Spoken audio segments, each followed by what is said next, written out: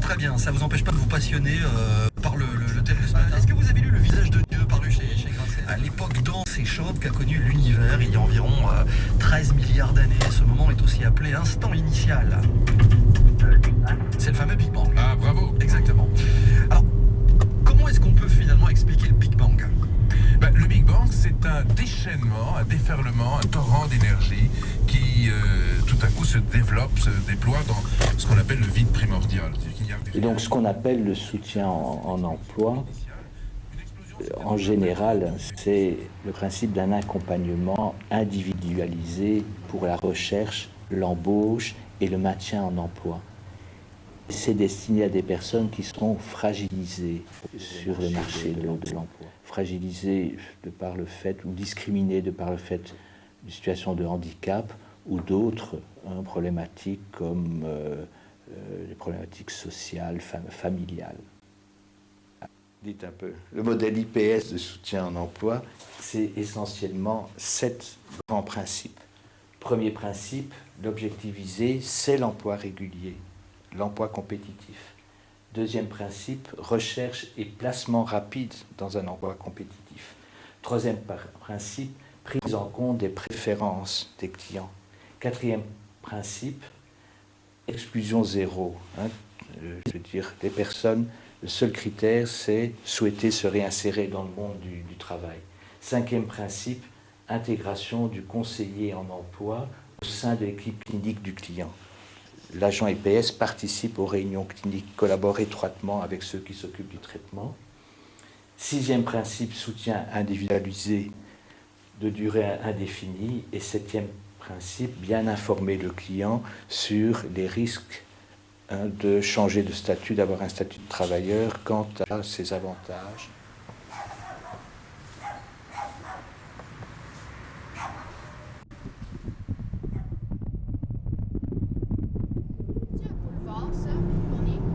Ça s'appelle une avenue. Je sais pas quelle différence qu'ils font entre avenue, rue puis boulevard, là, mais...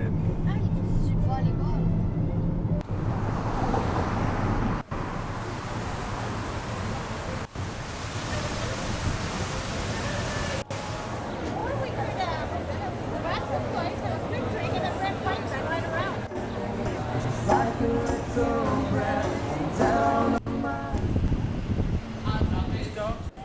Pourquoi que le monde, avec toutes les difficultés que notre clientèle et nous, on vit au niveau de l'assistance sociale, pourquoi que le monde veut retourner au travail?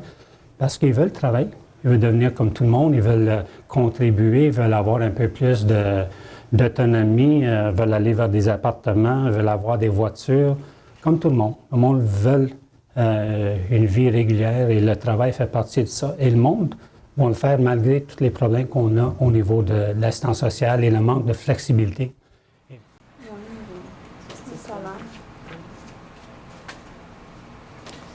Madame de Saint-Pierre. Oui, bonjour. Est-ce que vous pouvez présenter votre équipe de soutien en emploi? Avec plaisir, docteur Delue, Mireille Valois, Martine Calabrese, et puis malheureusement, Claude Terrien n'est pas ici, il est en... Non, mais c'est ça, moi j'ai un baccalauréat en développement de carrière. C'est ça. Là. Et puis tu as une base en éducation. J'ai une technique avant en éducation spécialisée, puis ça fait plusieurs années que je travaille en santé mentale. Mireille Valois, j'ai un baccalauréat en psychologie, une maîtrise en service social. J'ai fait mon mémoire sur le programme IPS. Troisième agent. Troisième agent, Claude Terrien, lui, il a une formation en nursing et il venait du Manitoba, c'est une province de l'Ouest canadien. Et quand il est venu ici, on l'a reconnu comme agent de relations humaines. Je m'appelle Claude Terrien, je suis agent IPS au service IPS à l'Institut Douglas à Montréal, au Québec.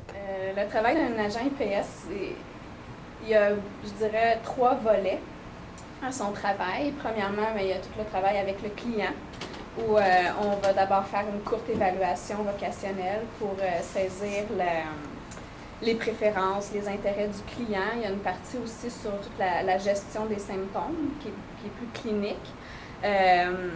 on va faire la recherche d'emploi avec le client. Et une fois qu'il est en emploi, on va faire le maintien en emploi. Ça va se faire selon ses besoins, soit directement sur les lieux de travail ou dans la communauté avant ou après le travail. Ensuite, il y a tout un volet avec les employeurs, la recherche d'emploi, donc aller directement vers la communauté, rencontrer des employeurs,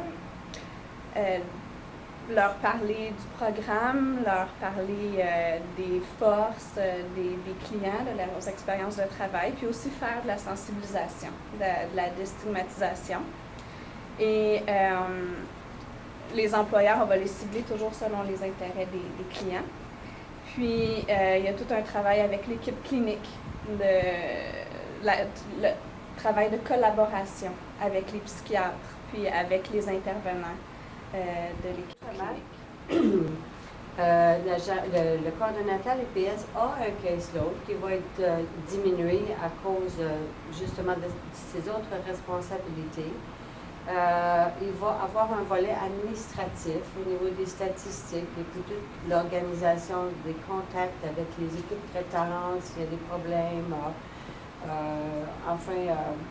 pour desservir finalement tous les clients qui nous sont référés là, au niveau administratif, les dossiers, etc.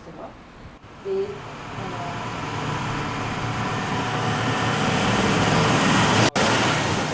l'emploi des gens au début. Aussi, il y a des questions sur leur source de revenus. Oui.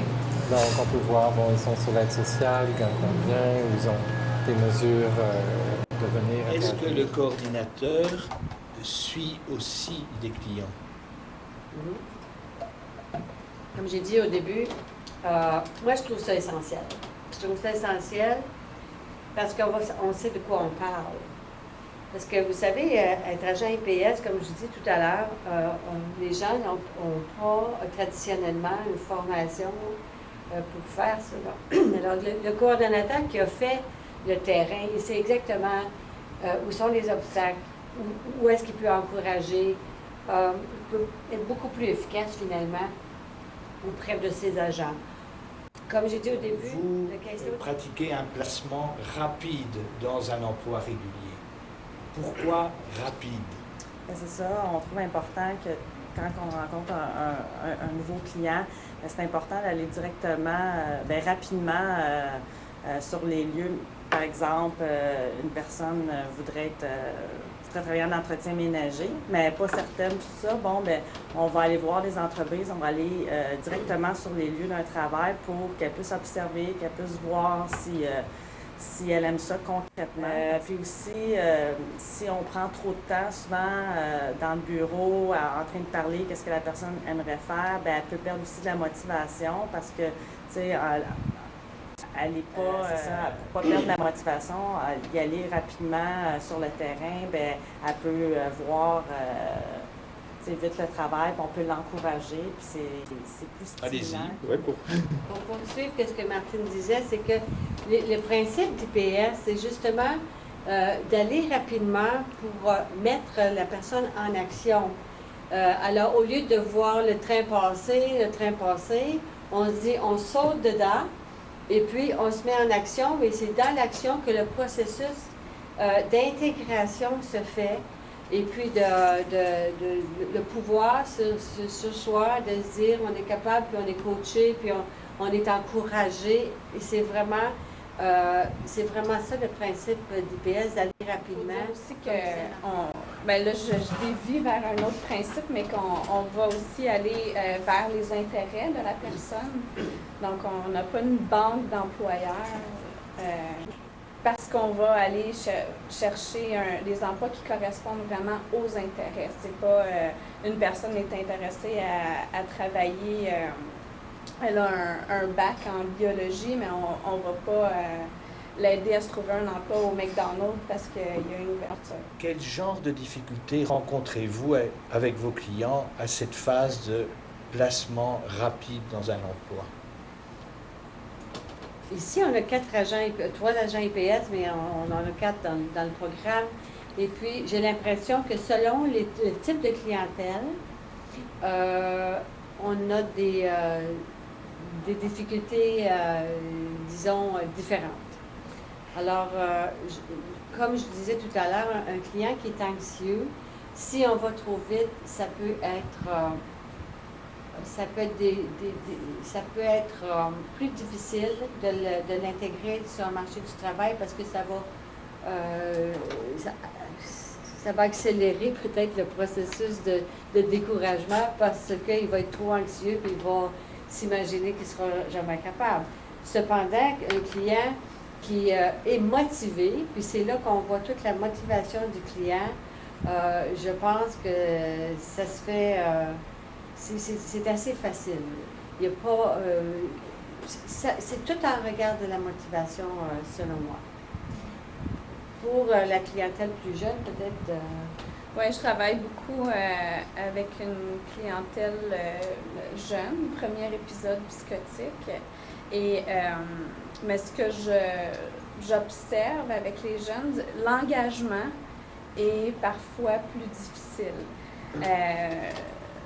Parce qu'ils sont au début de la maladie, ils ont souvent des problèmes de consommation, de drogue.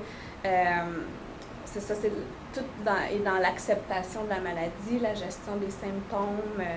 Donc, c'est ça, je dirais que c'est de les engager là, qui est plus difficile, mais il faut bien... Certains clients n'ont-ils pas de difficultés pour choisir un emploi préféré? Ça, il y en a certains que, quand je vais les rencontrer, ils ne sauront pas qu'est-ce qu'ils veulent faire, tu sais, c'est pas parce qu'ils ont une faible connaissance du marché du travail ou ça fait longtemps qu'ils ont été sur le marché du travail. Alors, c'est pour ça que je disais tantôt, c'est très important de découvrir avec lui c'est quoi ses intérêts, puis d'aller dans les milieux, d'aller observer pour voir qu'est-ce qu'il aime, puis faire un suivi là-dessus. Souvent, en allant sur le terrain, bien, ils vont découvrir des intérêts, ils vont être capables de plus les nommer. Ou sinon, s'il y a encore des choses à rajouter par rapport aux statistiques, c'est que dans le manuel Drake and Becker, ils disent qu'en moyenne, une personne va faire 4 à 5 essais en emploi avant de vraiment trouver l'emploi qui lui convient. Puis c'est pas seulement par rapport à ses intérêts, mais c'est par rapport aussi à l'horaire de travail, à l'environnement de travail qui lui convient. Pouvez-vous nous donner quelques exemples de types d'emplois que vos clients ont pu trouver? Oui, on va en nommer chacun quelques-uns. Voyez-vous, moi j'ai un camionneur ici. J'ai quelqu'un qui travaille il fait de l'entretien ménager. Elle fait de l'entretien ménager dans une maison pour les femmes, ça s'appelle Logifemme. J'ai quelqu'un ici qui travaille dans une école de conduite, comme elle vend les cours de conduite. J'ai un client en informatique qui travaille comme informaticien, assistante dentaire. J'ai une assistante dentaire ici. Et puis j'ai un préposé aux bénéficiaires aussi.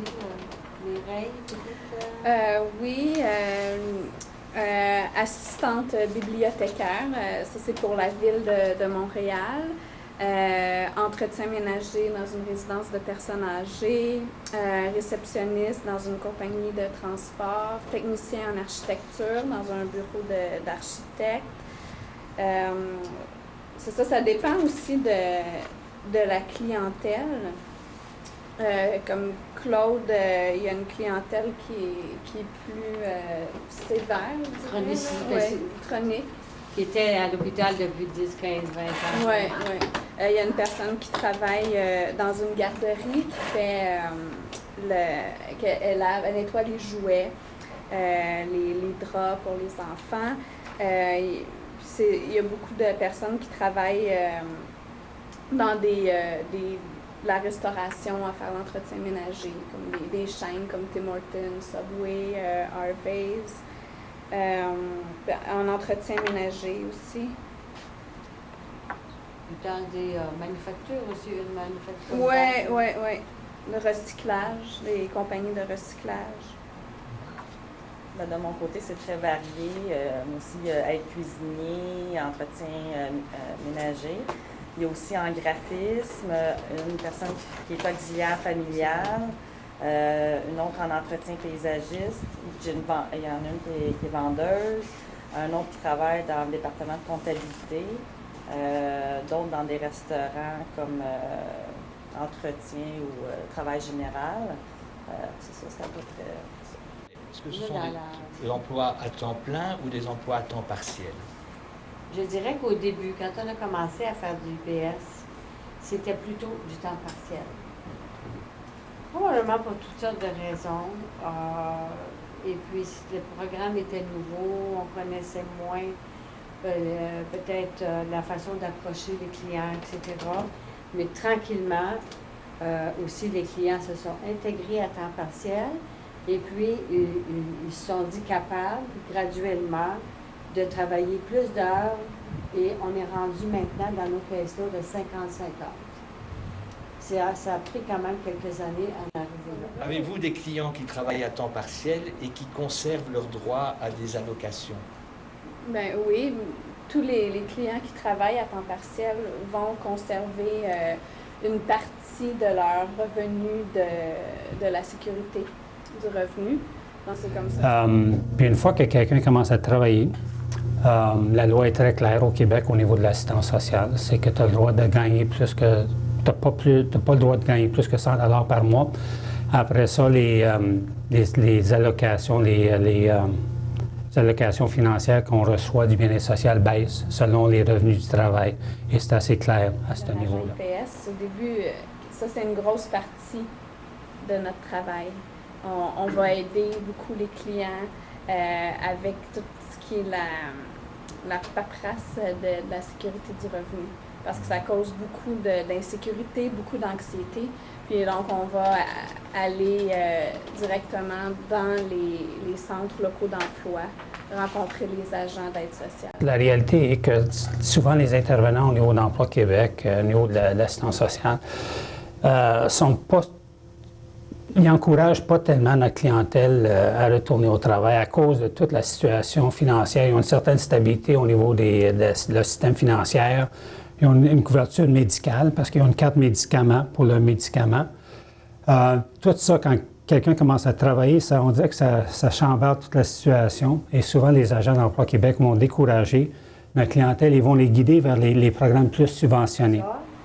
Mais nos clients, ceux qui demeurent dans des HLM, ceux qui ont des logements modiques, c'est-à-dire ils vont payer 25% de leurs revenus, soit 220 pièces par mois.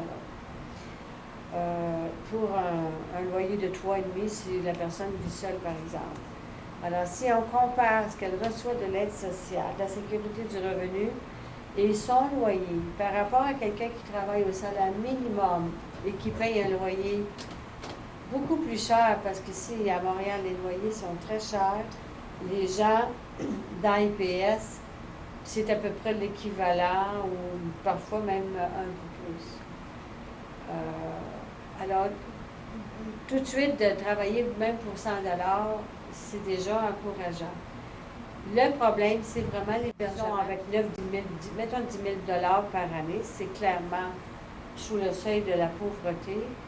Ils vont fréquenter les banques alimentaires, ils vont faire ces choses-là, mais on les encourage évidemment à travailler. Dans le système québécois, existe-t-il des incitants pour ces personnes à aller vers l'emploi? C'est assez compliqué au niveau du programme d'assistance sociale parce que, surtout parce que notre clientèle commence souvent à temps partiel. OK, temps partiel, c'est en bas de 20 heures, 20, parce que nous, on considère temps plein à 30 heures. Puis souvent, notre clientèle va commencer à travailler à 20 heures semaine. Et qu'est-ce qui arrive, c'est que c'est toujours l'histoire de déclarer les revenus.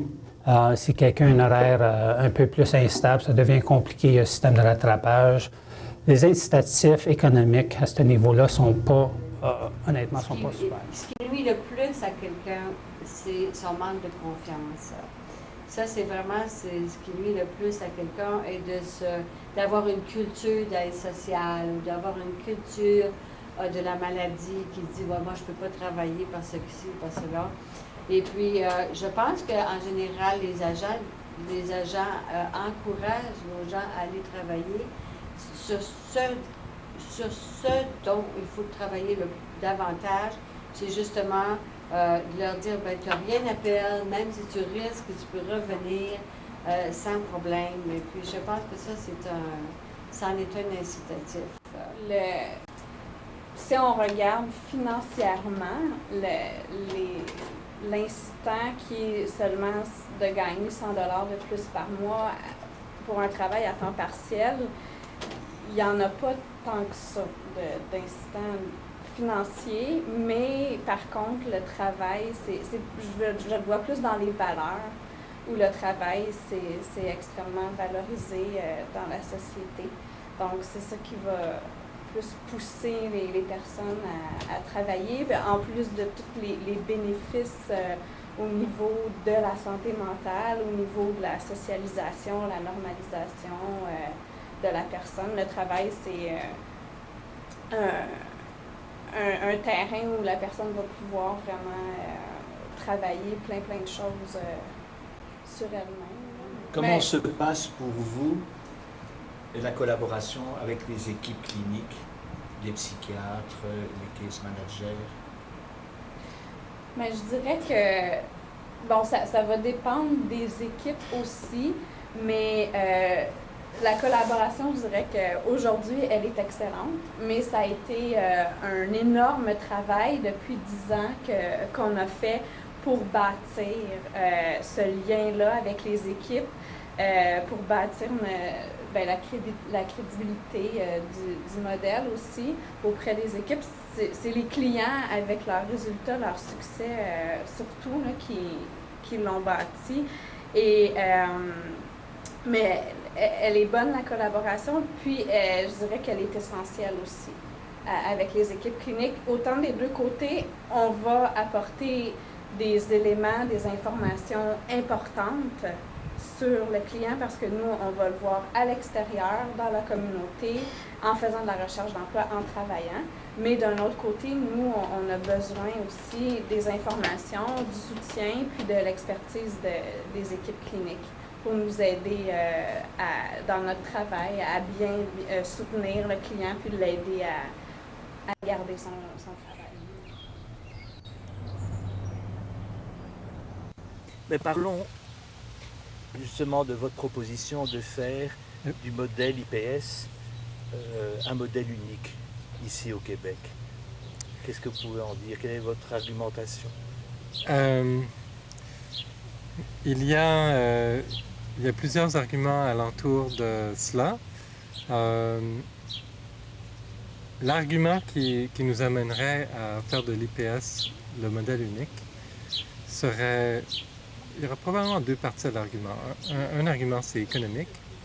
C'est qu'on n'investit que dans l'intégration de la personne dans un emploi régulier, mais il n'y a pas de subvention particulière aux entreprises.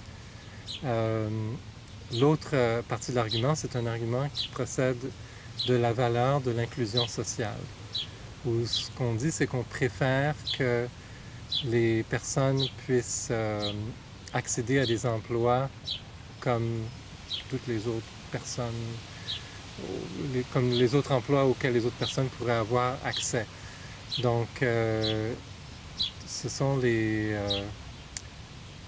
arguments principaux. J'en ai oublié un troisième qui est que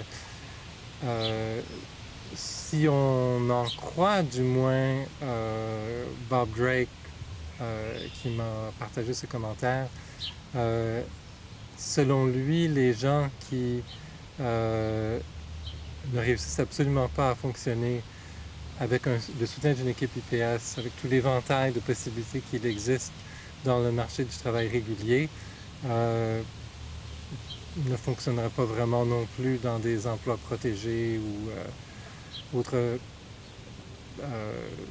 activité de ce genre-là. Donc ça, ce seraient les arguments pour aller vers un modèle unique. Donc trois types d'arguments. Oui. Ouais. Oui. Et dans l'autre sens, pourquoi ne pas se limiter à l'IPS? Eh bien, on pourrait penser, je pense que c'est une question empirique, et je ne connais pas vraiment la réponse à cette question empirique. Est-ce que Bob Drake a raison? Est-ce qu'il y a en fait des gens qui ne bénéficieront pas d'un programme IPS, mais qui apprécieraient l'occasion d'être dans un milieu de travail protégé?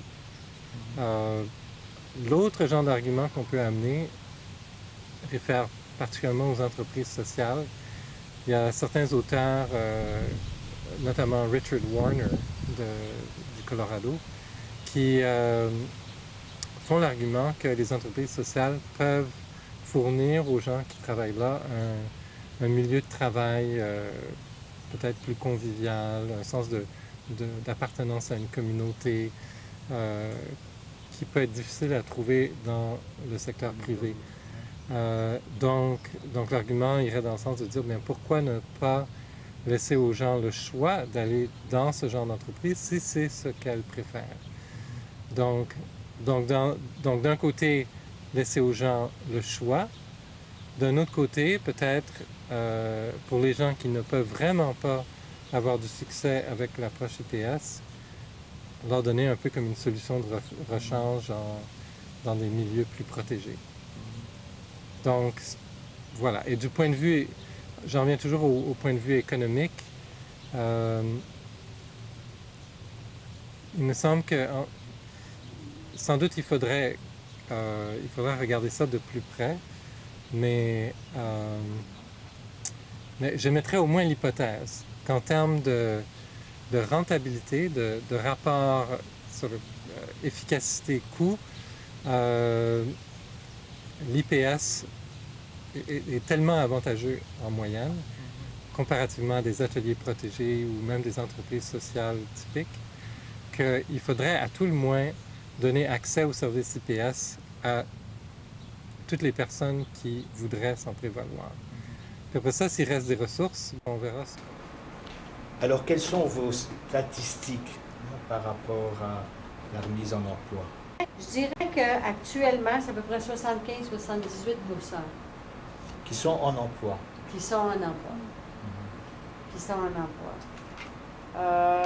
Les résultats sont très positifs, sont très bons.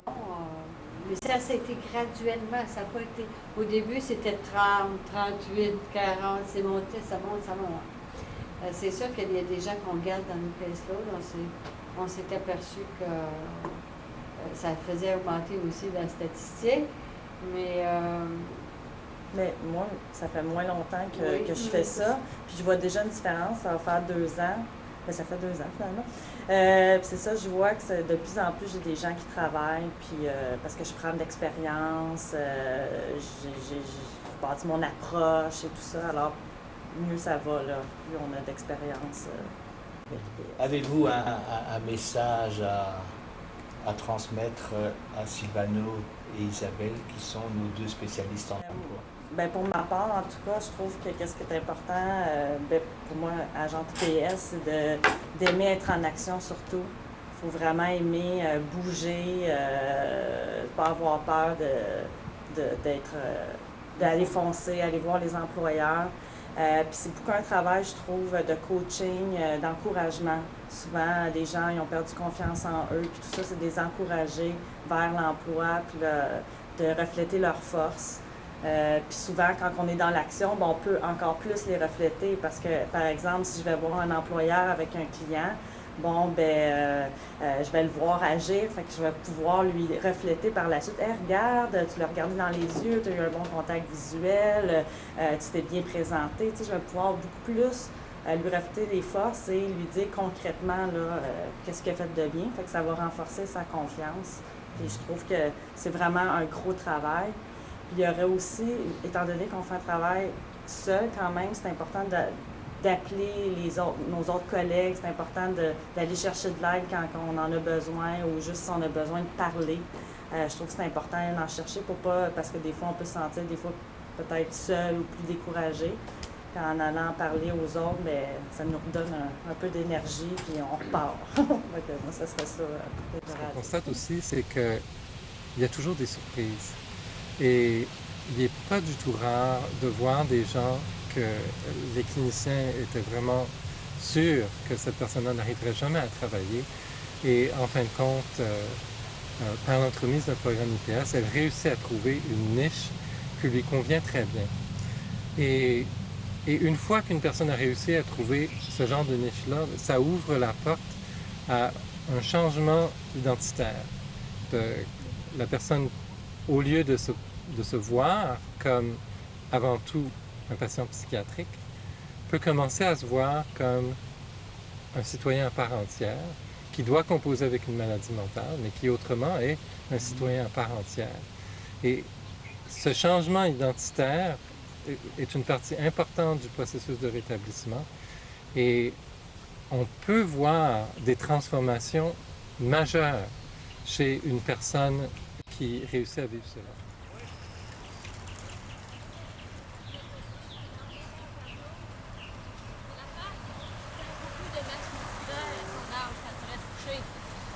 Je disais que beaucoup de curiosité par rapport à ce voyage au Québec, pour voir un peu très concrètement comment on peut appliquer les principes du modèle, mais aussi par rapport au groupe de travail qui se mettent en place concernant la réinsertion des personnes avec une problématique psychiatrique, de voir un peu le modèle nord-américain par rapport à notre manière de fonctionner, de pouvoir intégrer cette formation dans les groupes de travail, d'éventuellement pouvoir critiquer un peu le modèle, voir comment on peut l'appliquer. Enfin voilà, il y a plusieurs axes, aussi bien par rapport à nos candidats en individuel, par rapport au groupe de soutien, par rapport à une réflexion qu'on a qui est un peu plus macro par rapport. Très bien. Bah, écoutez, moi je vous souhaite un très bon voyage. Voilà. Remettez mon bonjour à tout le monde, au professeur Latimer et à Marie. Bon, je vais couper. Non, mais ça, je vais pas mettre.